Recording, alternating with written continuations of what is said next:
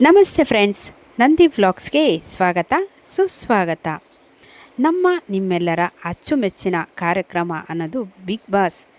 ಅದು ಸೆಪ್ಟೆಂಬರ್ನಿಂದ ಆರಂಭ ಆಗ್ತಾ ಇದೆ. ಎಷ್ಟಕ್ಕೂ ಬಿಗ್ ಬಾಸ್ ಸೃಷ್ಟಿಸಿರೋ ದಾಖಲೆ ಬಗ್ಗೆ ನಿಮಗೇನಾದರೂ ಗೊತ್ತಿದೆಯಾ? ಎಲ್ಲನೂ ತಿಳಿಸ್ಕೊಡ್ತೀನಿ ಈ ವಿಡಿಯೋದಲ್ಲಿ. ಖಂಡಿತವಾಗ್ಲೂ ವಿಡಿಯೋನಂತೂ ಎಲ್ಲೂ ಸ್ಕಿಪ್ ಮಾಡದೆ ಪೂರ್ತಿಯಾಗಿ ನೋಡಿ. ಸೆಪ್ಟೆಂಬರ್ನಿಂದ ಬಿಗ್ ಬಾಸ್ ಆರಂಭ. ಈವರೆಗೂ ಸೃಷ್ಟಿಯಾದ ರೆಕಾರ್ಡ್ಗಳ ಅಂಕಿಅಂಶ ನೋಡಿದರೆ ಬೆರಗಾಗದಂತೂ ಖಂಡಿತ.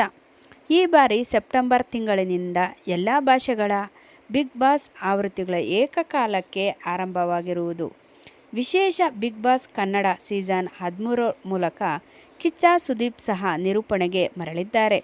ಅಂದಾಗೆ ಈವರೆಗೂ ಬಿಗ್ ಬಾಸ್ ಸೃಷ್ಟಿಸಿರುವ ದಾಖಲೆಗಳ ಬಗ್ಗೆ ನಿಮಗೆ ಗೊತ್ತಿದೆಯಾ? ಪಟ್ಟಿ ನೋಡೋಣ. ನೋಡುತ್ತಲೇ ಅರ್ಧ ವರ್ಷ ಕಳೆದೊಹೇ ಹೋಗಿದೆ. ಬೇಸಿಗೆ, ಮಾವು, ಹಲಸಿನ ಸೀಸನ್ ಮುಗೀತು.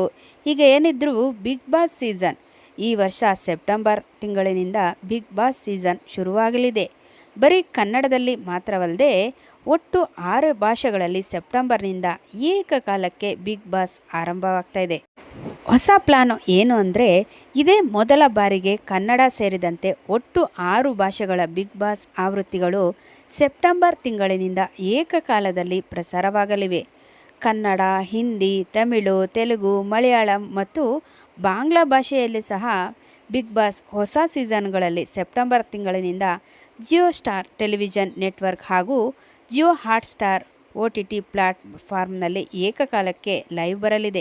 ಇನ್ನು ರಿಯಲ್ ಬಾಸ್ ಅಂದರೆ ಕನ್ನಡದಲ್ಲಿ Kichcha Sudeep Bigg Boss host ಆಗಿ ಮುಂದುವರಿಯಲಿದ್ದಾರೆ.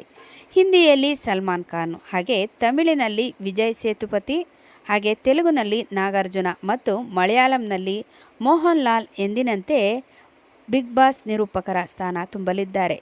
ಇನ್ನು ಬಾಂಗ್ಲಾ ಆವೃತ್ತಿಗೆ ಭಾರತೀಯ ಕ್ರಿಕೆಟ್ ತಂಡದ ಮಾಜಿ ನಾಯಕ Sourav Ganguly Bigg Boss host ಆಗಿ ಎಂಟ್ರಿ ಕೊಡುತ್ತಿರುವುದು ಸದ್ಯದ ಬ್ರೇಕಿಂಗ್ ನ್ಯೂಸ್ ಆಗಿದೆ.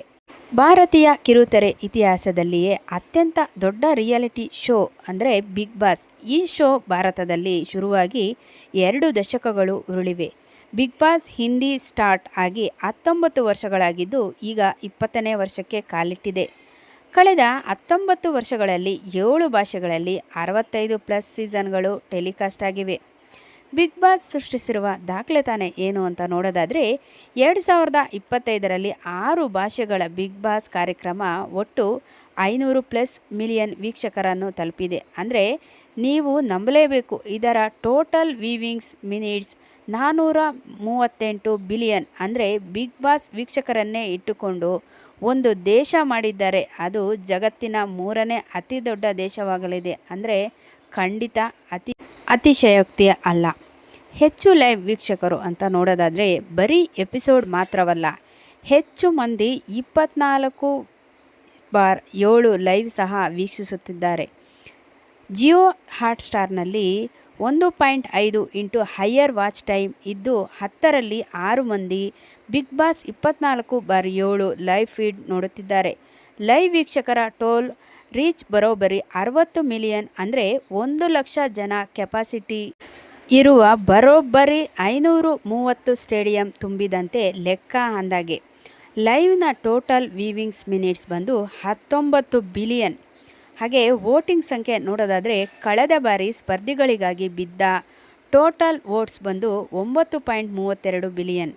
4ರಲ್ಲಿ 3 ಮಂದಿ. ಹಾಗೆ ಜಿಯೋ ಹಾಟ್ಸ್ಟಾರ್ನಲ್ಲಿ ಆಕ್ಟಿವ್ ಆಗಿ ಇಂಟರಾಕ್ಟ್ ಮಾಡ್ತಾರೆ. ಹಿಂದಿ ವರ್ಸಸ್ ಸೌತ್ ಕ್ರೇಜ್ ನೋಡೋದು ಬಂದರೆ ಹಿಂದಿ ಭಾಷೆಯ ಬಿಗ್ ಬಾಸ್ ಟೋಟಲ್ ರೀಚ್ ಬಂದು 200+ ಮಿಲಿಯನ್ ಹಾಗೂ ಟೋಟಲ್ ವ್ಯೂವಿಂಗ್ಸ್ ಮಿನಿಟ್ಸ್ ಬಂದು 122 ಬಿಲಿಯನ್ಸ್. ಇನ್ನು ದಕ್ಷಿಣ ಭಾರತ ಬಿಗ್ ಬಾಸ್ ಆವೃತ್ತಿಗಳ ಟೋಟಲ್ ರೀಚ್ ನೋಡೋದಾದರೆ 300+ ಮಿಲಿಯನ್ ಮತ್ತು ಟೋಟಲ್ ವ್ಯೂವಿಂಗ್ ಮಿನಿಟ್ಸ್ ಬಂದು 270 ಬಿಲಿಯನ್ ಆಗಿರುತ್ತೆ.